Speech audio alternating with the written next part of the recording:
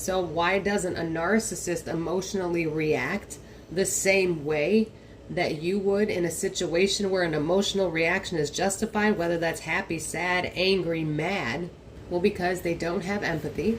They have cognitive empathy, so they understand people's emotions. One of the reasons a narcissist doesn't emotionally react when an emotional reaction is justified is because they don't emotionally attach. They have dysfunctional and disordered attachment styles, mostly focused on their fears of abandonment, fears of rejection. That is why they trauma bond you and isolate you and keep you in this cycle with them so that you don't leave them because of the fears of abandonment and rejection. And the reason they don't emotionally react is because they're not emotionally attached to you. Everything with them is transactional for the service that you are providing. They are now the owner of you, and they tell you what to do, how to live, and they control your emotional reactions. So they're basically the director of your life.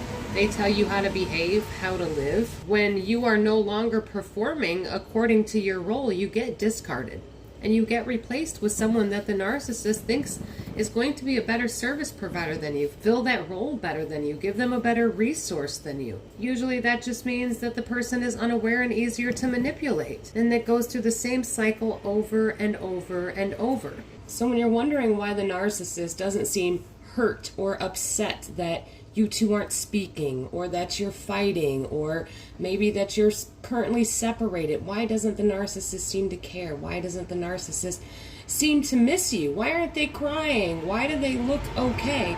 Well, that's why, because they're not emotionally invested. They're not emotionally attached to you.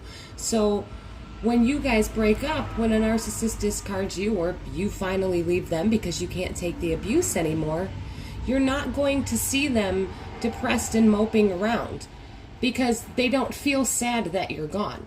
They feel sad of the resource that they lost from you. That's the only thing they regret losing, is a resource. However, if they have a new source of supply that they found to replace you, that they believe has better resources than you, that can be a better service provider than you, offer something better than what you can or what the narcissist perceives as better, whatever that may be, you've been replaced.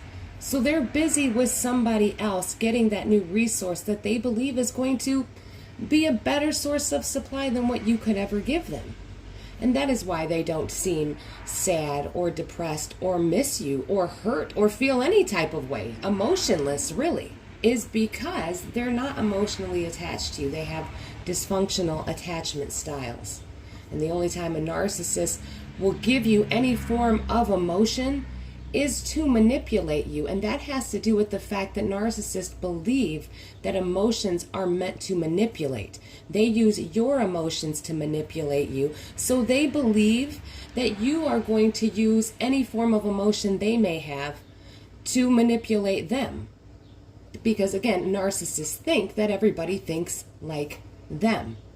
And the only time you may get an emotional reaction out of a narcissist is when you've caused them a narcissistic injury, is when you refuse to play the game, when you refuse to emotionally react, when you refuse to internalize their projections and abuse. They will poke at you and create all this dysfunction and chaos until they get that emotional reaction from you, because that is ultimately what regulates their emotions, what keeps them in a stable behavior, a stable mood, because you're internalizing things for them. So if you refuse to internalize these things by not emotionally reacting, by going no contact, it does cause the narcissist to face themselves and internalize their own projections. And if this is happening in front of you, they will go into a rage. They will ramp up the abuse.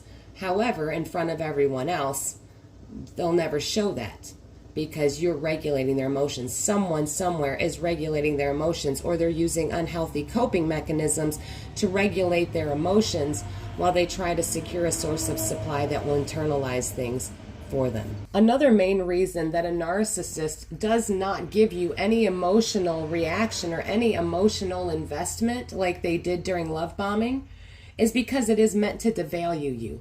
When a narcissist devalues you and you internalize it, they get narcissistic supply. And all of this is about getting narcissistic supply and avoiding accountability. That's what the narcissist world is about.